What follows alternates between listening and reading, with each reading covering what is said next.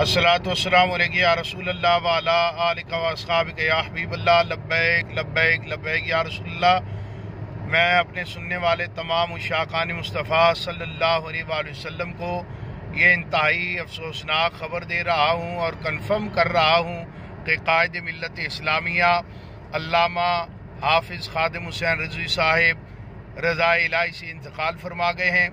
आपके दोबारा सांस बहाल होने की जो ख़बरें चल रही हैं वो बिल्कुल गलत ख़बरें हैं, वो दुरुस्त नहीं हैं। आप अल्लाह की रज़ा से ताजदार मदीना सल्लल्लाहु अलैहि वसल्लम की बारगाह में हाज़री के लिए रखते सफ़र बांध चुके हैं।